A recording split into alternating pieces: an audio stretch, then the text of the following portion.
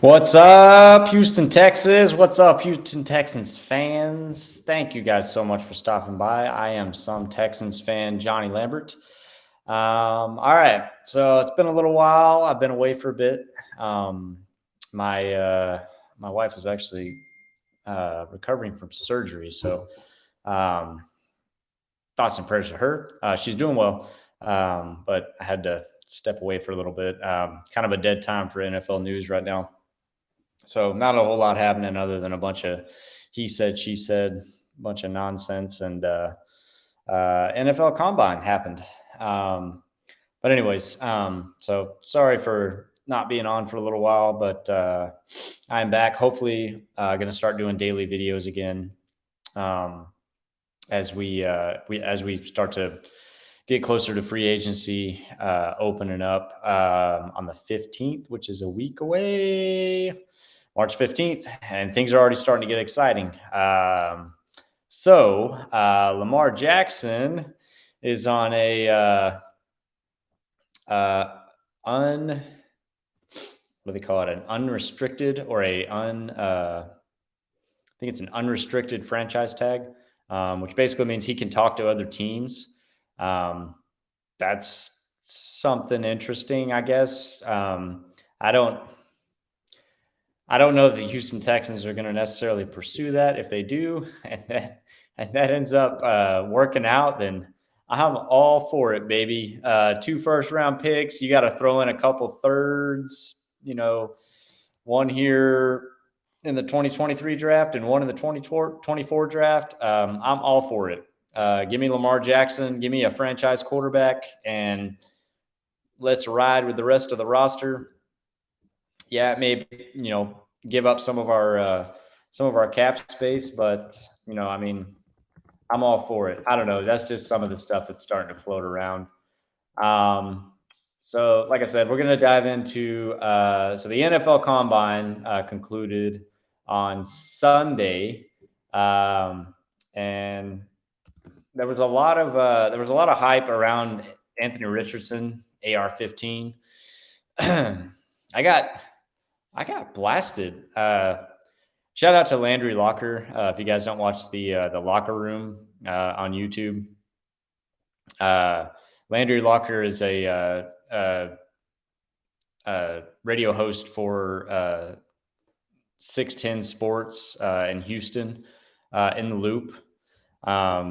Great source for media. Great Houston guy. Great guy. I love him. But I threw a comment on one of his live feeds that he did, and I think he misconstrued it as I was talking Madden to him, which I wasn't at all. I was trying to make a case and point for Bryce Young, and he kind of threw it under the bus as I think these guys are some kind of Madden guys, and they're trying to build a franchise. I wasn't taking up for AR-15 at all. I just that AR-15. I think that's where he took it, was that AR-15 little tag that we're starting to give Anthony Richardson. It's almost like a hashtag now. Everybody's just calling him that. It's like a nickname. Like, I don't know, Jumpman 23, or I'm not comparing him to Michael Jordan. I'm just saying, like, in that same respect of giving him a nickname with a number or something like that. Anyways, he kind of took it as I was talking Madden, and I wasn't talking Madden, Landry, by the way. I was making a case for Bryce being better than Anthony Richardson and Will Levis and CJ Stroud in all aspects of beyond the combine. Bryce Young did not attend the combine. The NFL Combine was hosted by the NFL last week. Started on Thursday, ran through the weekend. Quarterbacks were on Saturday. Anthony Richardson went out there and he put on a show, man. He did, and that's what everybody expected him to do. And we're going to dive into that a little bit. He put up prolific, gaudy, athletic freak style numbers. Yes, that's great. That's awesome. But is he ready for the NFL? No. That's the biggest thing. That's where my mindset is right now. Yeah, he ran a 4.440. He had a great vertical. He had a great broad jump. He had a record-setting broad jump for quarterbacks since I think 2006. He set a record for broad jump, and that's all good and great. And I watched him throw some of the long passes, and yeah, he's got it. I heard one of the commentators on there. He's got a howitzer for an arm. That's all good and great, man. But look, pull up the tape on the guy. He's not NFL ready. He's just not. I mean, there are so many games you can watch, and that's what I'm talking about. It's cool if you can do this stuff with shorts and a tank top on, but you get out there under the lights with pads on, and the whole world's watching. What are you really made of? That's what I'm talking about. And he doesn't, versus Bryce Young, he does not have that. Versus CJ Stroud, even, he does not have that. Will Levis, I mean, I just don't get much out of the combine. I don't know why everybody buys into it so much. I mean, for me, it's kind of a cool little thing where you can be like, oh, this guy ran this fast, or this guy did this drill this fast, and this guy threw this far. I mean, it's just speculative. It's all speculative. It's something to give the media.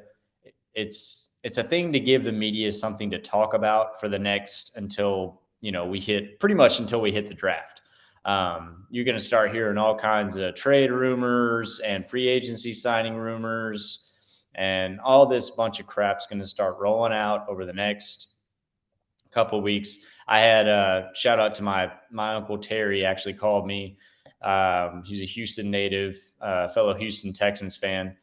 He called me earlier today, and he was like, "Hey, I turned on sports radio, which I hardly ever do, and heard the Houston Texans were trying to acquire Jimmy Garoppolo."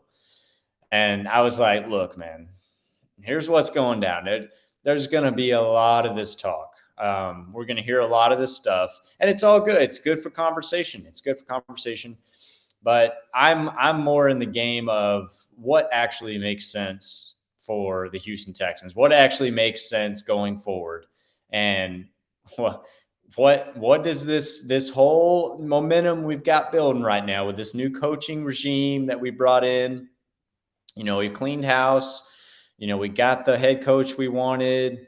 There's some talk around the NFL now. We're starting to get some of that national media coverage. You'll see them throwing up some stuff about the Texans on, Good Morning Football on the NFL Network and ESPN, talking about what's D'Amico going to do, what's Nick Caserio going to do with this second overall pick in the draft. And it's great. It's great for the city of Houston. It's great for the Houston Texans. Keep this momentum rolling.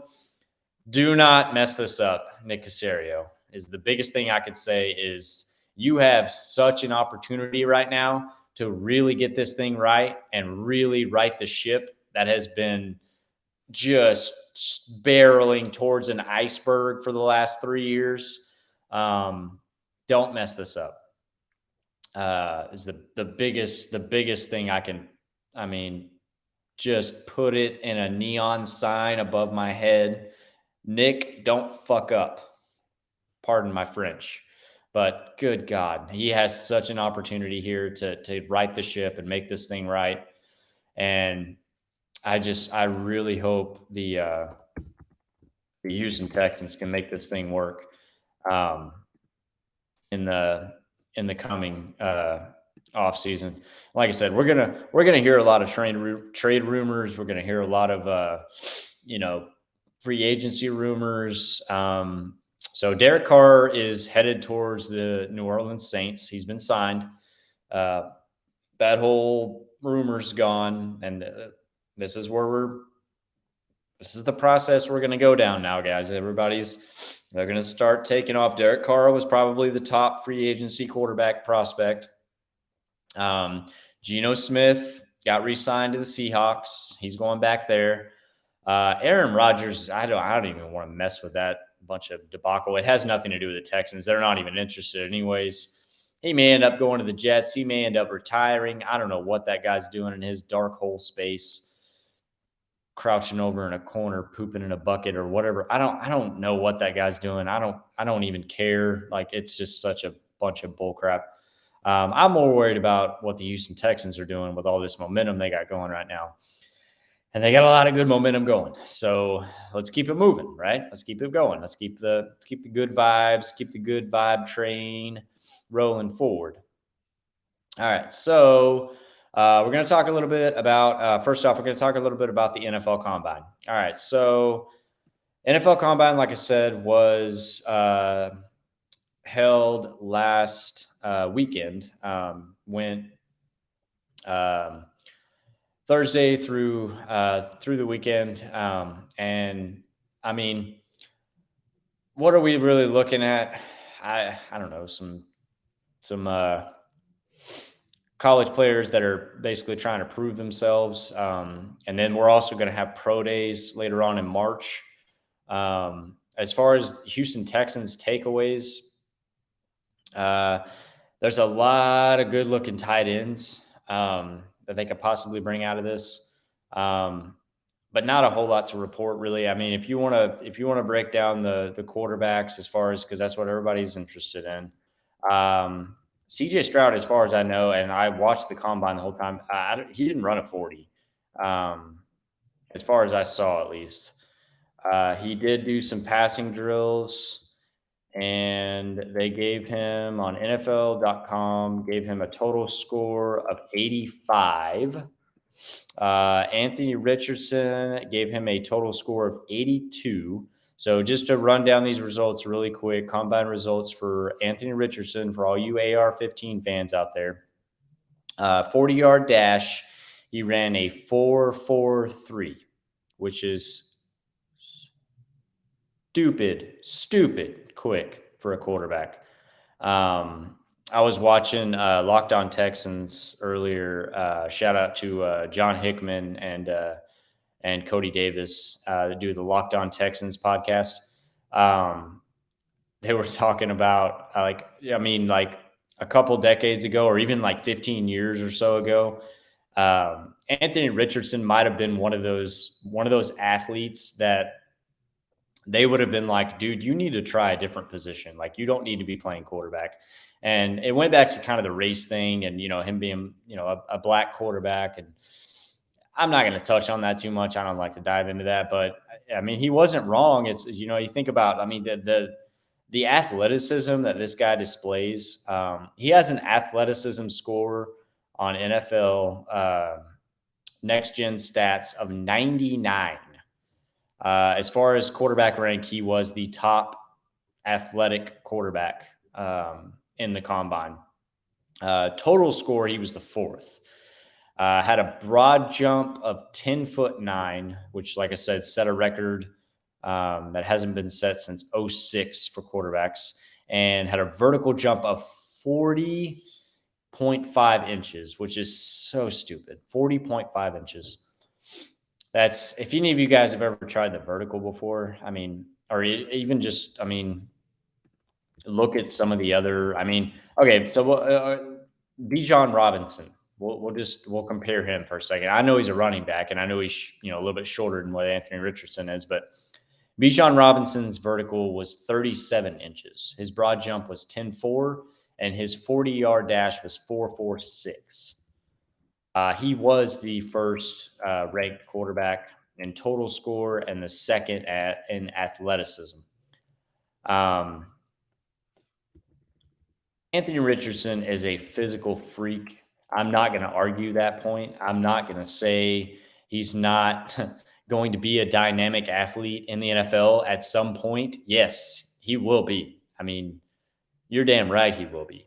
He is going to figure something out. I don't think he's the right fit for the Houston Texans, though, because the Houston Texans need somebody, and there are two names. There are two names in the draft.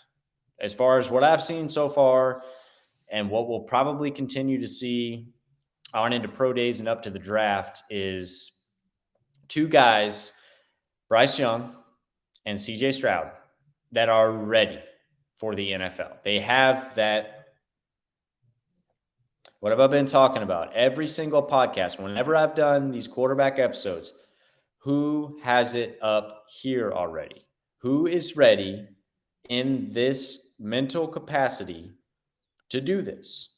And and don't get me wrong, I'm not saying they're going to come in and just look prolific and be amazing, but they already have that groundwork that Anthony Richardson, like a quarterback like Anthony Richardson or Will Levis, they just don't have it yet. They're not there.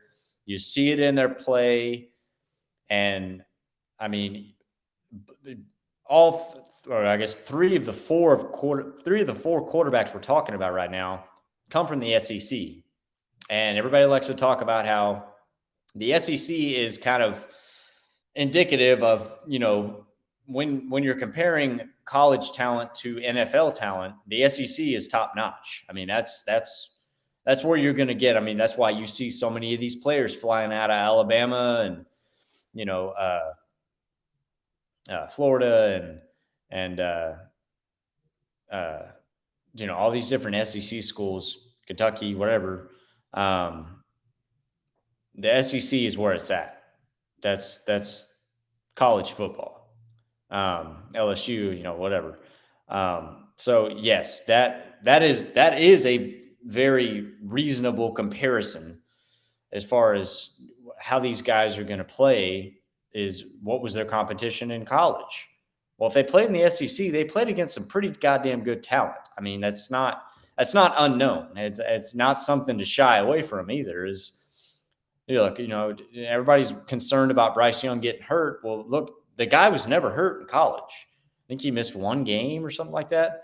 But the guy was never hurt in college.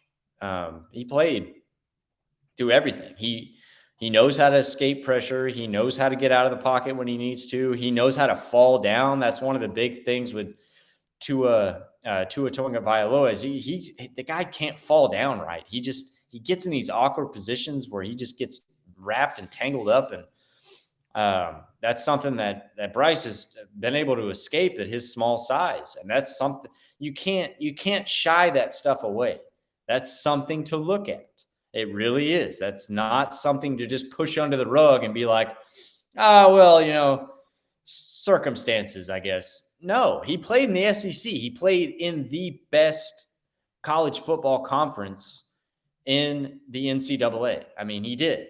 And no one can deny that.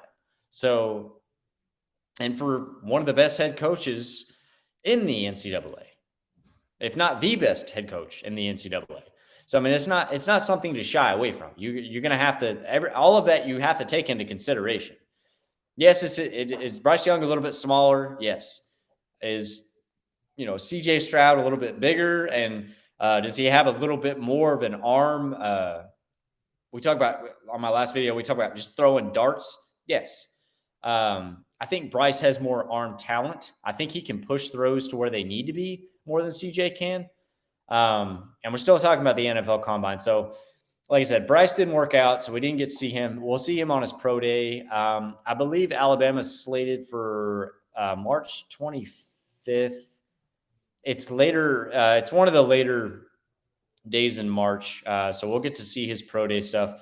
I don't know how much of that'll even be televised, or even, I don't know. You may have to catch some of that stuff on YouTube. It's where I get a lot of my stuff. But anyways, shout out to YouTube. I don't think we're going to see a whole lot more out of a pro day from, say, a CJ Stroud or an Anthony Richardson or a Will Levis versus what we've already seen on tape. And that's where I keep going back to. When the lights are on and the game is going and the pads are on and the game is on the line, what is happening then? I don't care when they're in T-shirts and tank tops. That's all cool stuff to, chat about, and, oh, they ran so fast, or, oh, they threw so far. Okay, that's great. All right, well, what happens when they got a 350-pound interior defensive lineman running at them, or a 250-pound, linebacker running at them that runs a, 4.5, just booking straight beeline towards them? I mean, what are they doing then? Or even, when the defense is in a just total covered everybody, and how can I make a play out of this? Bryce is the only guy I've watched tape on that he can make a play out of nothing. And that's something special. We're not even dissecting like just strict quarterback talent, Bryce has something extra that none of these other guys have. It's what's so it makes me laugh inside to compare. Bryce is eons ahead of those guys, and I know I'm Bryce crazy. BY, I mean, for life, whatever you. I don't know. Tag it however you want to. Bryce Young is the guy that the Texans need to select. This is the only thing that worries me. Here we go. Texans have the number 2 selection. What happens if Indianapolis decides to trade down to 1 or trade up to 1 and Chicago trades back, or one of these other teams come in? I mean, it's a possibility that there are multiple teams that are probably already talking to Chicago. I mean, there's a lot of stuff that's going to happen over the next month and a half. It's not a guarantee that Indy even. I mean, Jim Irsay, the owner of the Indianapolis Colts, kind of already stuck his foot in his mouth and was just being dumb on social media and dumb on a press conference, just going, "Oh, that Alabama quarterback looks pretty good." And then he posted some weird tweet about he's always been friends with bears since he was a kid or something like that. It's got a picture of him like riding a bear at a zoo. It's Lincoln Zoo or something in Chicago. I don't know. Whatever. It may be a smokescreen. It may be Jim Irsay just sticking his foot in his mouth and being stupid. But it's a realistic thing. The Indianapolis Colts could very realistically jump ahead of the Texans and pick Bryce Young. If that happens, been a lot of buzz around town lately about the Texans possibly picking up Jimmy Garoppolo, which here's the only reason I'm against it. And I will say this. The first thing I'm going to say is the Houston Texans are going to have to find a veteran quarterback. Okay. Remember that. Clip that. The Houston Texans are going to have to find a veteran quarterback. Jimmy Garoppolo is a veteran quarterback. He's, 31, 32, I think he'll be this year. He's been in the league for a while, obviously. He's worked with Bobby Slowick. He's worked on the same team as D'Amico. D'Amico was a defensive coach, so it's not, they keep trying to make this comparison with him or this, coalition with him and D'Amico. D'Amico was a defensive coach. He didn't really deal with Jimmy a whole lot. Bobby Slowick, however, did, who's the Houston Texans' new offensive coordinator. He was the passing game coordinator for the 49ers while Jimmy G was there. There is some correlation there. There's also some correlation between him and Nick Caserio because Nick Caserio drafted him with the New England Patriots when Nick Caserio was with the Patriots. So, yes, it's a story to write. It's one of those, and the Texans are doing that thing where they're starting to link all these people that had previous relationships up, and it's all good and great and grand. That's awesome. Let's make some football decisions, though, here. Let's make some realistic scheme right. Make sure everyone's on the same page, football decisions, and look to the long term. So what are we looking long term? If you sign Jimmy G, he's probably going to want, they're talking right now somewhere in the neighborhood of 20 to 25 mil. I saw on PFF they've got him for 1 year, 15 mil. I don't think he's going to go that cheap. And if he does come down that cheap, I don't know, maybe something to think about. Because, I mean, you got to think about, they need 2 quarterbacks. Okay. They have Davis Mills on a rookie contract right now. You draft a quarterback. I think say you draft a quarterback in the first round. The whole idea behind this Jimmy G idea is that the Texans would be drafting a quarterback in the first round still, and then sit him for a year and let Jimmy G play. And again, I don't have an issue with bringing in a veteran quarterback. I have an issue with them paying Jimmy G that price when there's so many other holes in the roster to fill. We can bring in a veteran quarterback. We could bring in a Case Keenum or somebody else to fill that veteran role. that doesn't come with a Jimmy G price tag, because that price tag could get you so many other defensive, weapons, or even a center, Ethan Pochik. That's who I need the Texans to sign. I need a center that's been in the league for a few years and knows what the hell he's doing, and that's Ethan Pochik. And I don't care what else they do with free agency. If they get that center and then maybe a couple complementary pieces on the defensive line and then draft really well, I'm satisfied with free agency. I don't think they're going to make a huge splash in free agency. And like I said, we were throwing around Lamar Jackson and all that earlier, but it's just not realistic. I don't think the Texans, I don't even think they have the clout to do that. I mean, bringing in D'Amico is a big deal, but there's just no way Lamar is going to want to come here. There's no way that, I don't even know that there's any way that Jimmy G would want to come here. I mean, maybe with, D'Amico and Bobby being here now, and then bringing in a couple other, key pieces, chief of staff from the 49ers, maybe. And, Jimmy G's just thinking, I don't have much left on my career anyways. Maybe I can go here and see what works.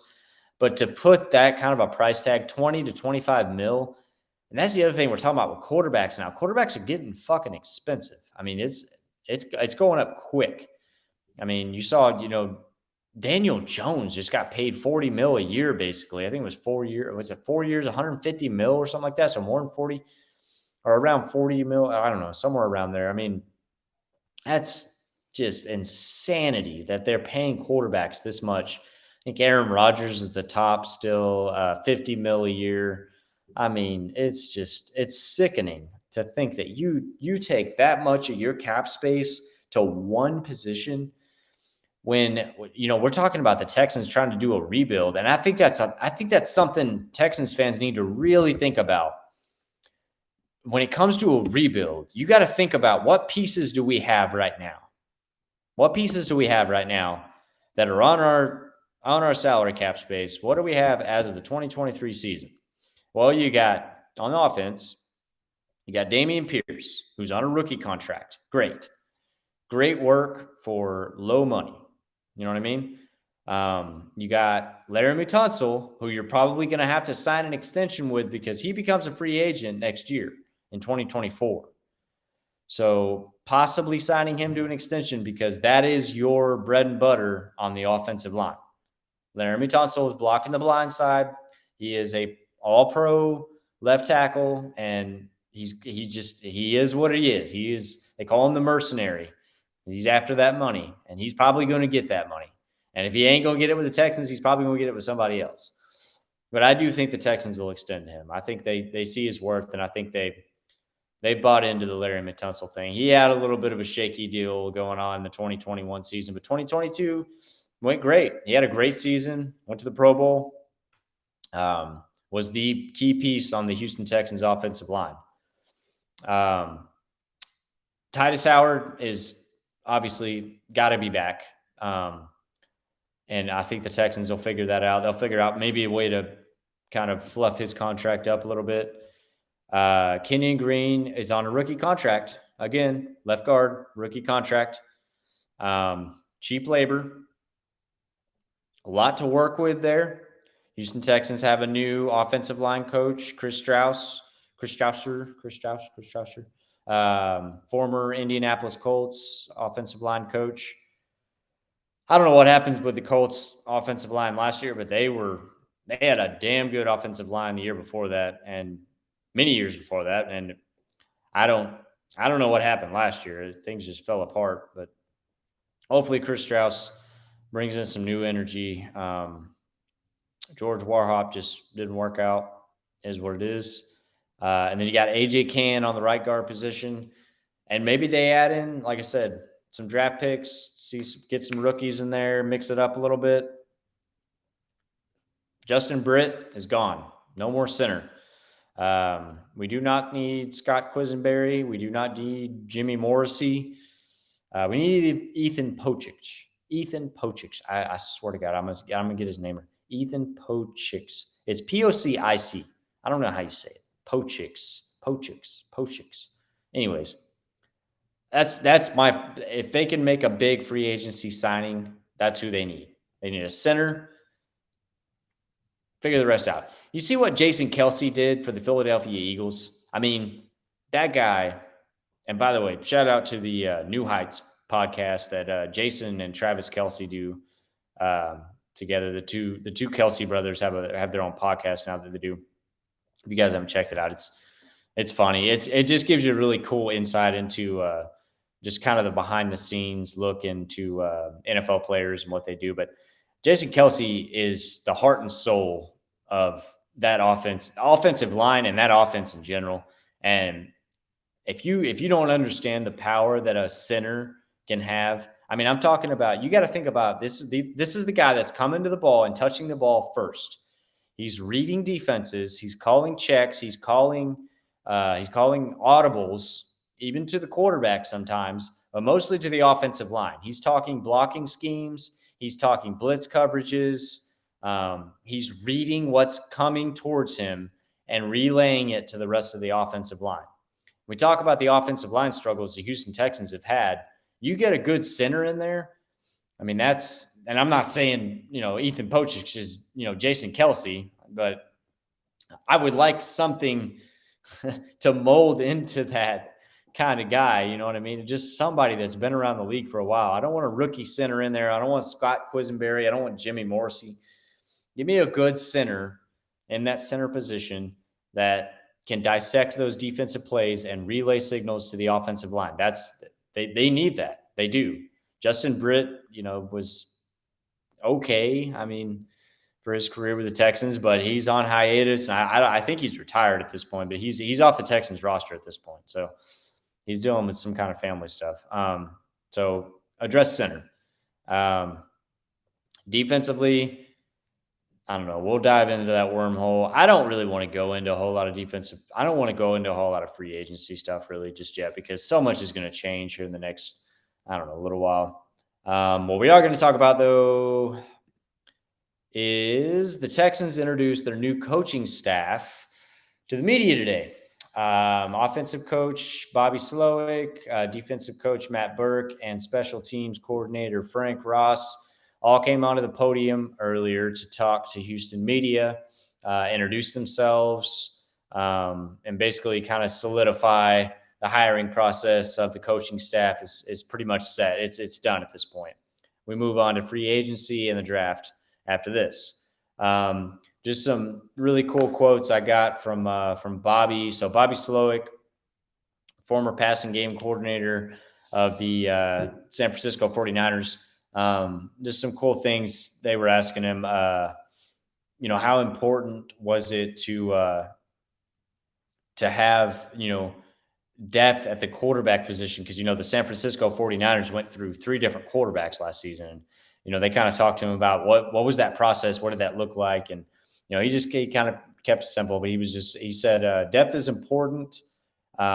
It's not only at quarterback, but we had situations at running back, at wide receiver, at offensive line, finding what we can do to keep the offense moving and not miss a beat is basically how they solidified that offense. And we saw that with the 49ers offense last season when, they had multiple players go down and they made it to the NFC Championship, and they made it to the Super Bowl. I mean, that's a testament to your new offensive coordinator, Bobby Slowick. I mean, that's good stuff. He also said he was excited to have Bill Lazor and Shane Day, who are going to be senior offensive assistants. They'll basically work under Bobby. They'll be his kind of left and right shoulder, whatever. They'll be his eyes and ears, kind of. He said there were huge additions, and they speak the same language as far as football terminology goes. That's huge. That's big to know that your offensive coordinator has a couple guys in his corner that he knows he can go to, and he knows he can speak on the same terms with as far as football terminology goes. That's huge. D'Amico says, he was asked about the whole mentality on offense. He basically summed it up to, D'Amico always says, we want to swarm. Are we fast? Are we physical? Are we tough? That's going to be the mantra, guys. Just get ready for it. We saw it last off season with Lovie Smith was what was it? Show up and show out. He was asking the players to show up and show out. He was asking the fans to show up and show out. There's always some kind of little mantra, little tagline, little logo saying, whatever, that the most NFL teams they'll kind of hang on to throughout the offseason to kind of get everybody pumped. That's going to be the Texans is swarm. So just get used to that word. Houston Texans are going to swarm on offense, defense, special teams. They're going to find out some kind of variation of throwing that word into everything. But he said, D'Amico always says, swarm. Are we fast? Are we physical? Are we tough? And he said, if we get in a room and you turn on our tape, does our character show through? Are we tough? Are we physical? Are we fast? Are we fast? Are we tough? Are we physical? That's their biggest things right now. So swarm. Just remember that word. Swarm is going to swarm at you. I'm telling you right now. And then Matt Burke came on the podium and kind of, I didn't realize Matt Burke just seems like one of those guys you could just sit down with and just have a beer with and just talk about what the hell ever. That is the coolest guy. He's up on that press box or up on that podium talking to the press, and he's just like, "Oh yeah, hey Brooks, how's it going? Thank you. You don't hear a lot of that like back feed or feedback, I guess, almost from the coaches doing the interviews when they're like acknowledging what the media members are saying to him. I thought it was hysterical to hear. Just kind of shows some of his character. And this is a guy he's gone on all these crazy expeditions. He's climbed Kilimanjaro, and he talked about that a little bit. But for the grand summation I got from Matt Burke was that D'Amico Ryans brought him in to be his eyes and ears as far as game managing, particular to, I guess, particularly to the defense, but also, I mean, there may be instances where I could see Matt Burke just, coming over to D'Amico and be like, hey, man, because Matt Burke's got a lot more, as far as this coaching staff goes, Matt Burke's been in the league as a coach for 20 years. Not a lot of people know that. He's been some type of coach or coordinator or personnel specialist or whatever the case may be for 20 seasons since the early 2000s. Back when D'Amico was still playing football, back before D'Amico even got drafted, back when D'Amico was playing in college. Matt Burke's got a lot of skins on the wall. He's been around a lot of places. He's worked with J.J. Watt. He was a defensive coordinator at the Miami Dolphins for 2 seasons. That didn't go so well, but I mean, Matt Burke has been around, and he was a game manager for the Colts for a little while. He has some skins on the wall, and he's going to be that guy. That's kind of the way he summed up the press conference was, I'm here to do whatever D'Amico needs me to do. And if that's game manage, if that's calling plays on defense, which I don't really think it's going to be, and it may come down to that later in the season where he feels like he needs to lean on Matt, a little bit more, and D'Amico needs to focus more on head coaching. Maybe they've hit a slump and they're just not winning, and D'Amico needs to focus more on overall productivity and let Matt run the defense. Matt Burke, I like the guy. I watch the press conference on it's on YouTube on the Houston Texans YouTube channel. Matt Burke's he's just a likable guy. He just is. He seems like a good guy to have it just in your corner. No matter what happens, he's going to have your back. And then they also interviewed Frank Ross, who just basically sounded like he was just happy to be retained. Frank Ross I love Frank Ross. If you guys didn't see him on the sidelines last season or even the season before that, Frank Ross has been the special teams coordinator for the Texans for the last couple of seasons. And he's on the sideline just fired up and just jumping out at players, yelling and screaming. And it's so excited about every little play they make. That's the kind of team that D'Amico's trying to build. And I think that's why they retained Frank Ross. So excited to see him come back. Other than that, kind of wrapping up the coaching staff. All this stuff is now official. If you guys want to go on Houston Texans website, so you got D'Amico Ryan's head coach, defensive coordinator Matt Burke, offensive coordinator Bobby Slowick, special teams coordinator Frank Ross, safeties coach Stephen Adegoke, assistant special teams coordinator Sean Baker. Danny Barrett was retained. We talked about Clint Kubiak possibly coming back, Clint Kubiak possibly getting hired. Danny Barrett is retained. I like Danny Barrett. I think he did a good job. Obviously, Damian Pierce had a good season. Defensive assistant Ben Bowling, defensive line coach Jacques Césaire. We talked about Shane Day, offensive assistant. Gerard James, another offensive assistant. He was here last year as well. Gerard Johnson, coming from the Minnesota Vikings, is going to be the new quarterbacks coach. Chris Kiffin, going to be the new linebackers coach. Nick Cray, coming from the Niners, chief of staff. Bill Lazor, we talked about. Ben McDaniels will be the passing game coordinator and the wide receivers coach. He was retained. Venerius McGee, offensive assistant. Jake Moreland, tight ends coach. And then, like I said, Chris Strausser, the offensive line coach. Dino Vasso, the cornerbacks coach, was retained. And a couple of the specialists kind of thrown in there. But, yeah, I mean, good stuff so far. Coaching staff, 2 thumbs up. See where it goes. We're going to dive into a little more free agency stuff as stuff kind of gets to, I don't know, work its way up the media line. Like I said, Derek Carr is off the market. Geno Smith off the market. Lamar Jackson up in the air. Maybe the Texans reach out to the Ravens, see if they can offer them some of that draft capital that they got. I don't see it happening. It's fun to talk about, but I don't see it happening. Main thing right now, just get Bryce Young. Just get Bryce Young. That's what I'm worried about right now. And we'll dive into some stuff a little later on down the line as far as, when these pro days come out and what to look for, what to look at. But right now, like I said, feeling good vibes. Keep the good vibes going.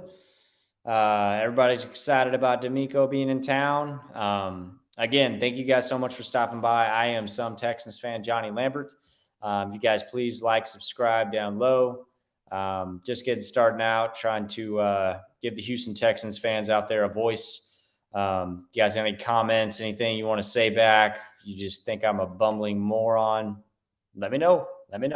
Hey, I'm a man of the people. I can take some constructive criticism. It's not a big thing to me. Thank you guys again for so much for stopping by. I will try and hop on here tomorrow. We might dive into more in depth into the free agency stuff. But again, thank you guys, and you guys have a good night. Thank you.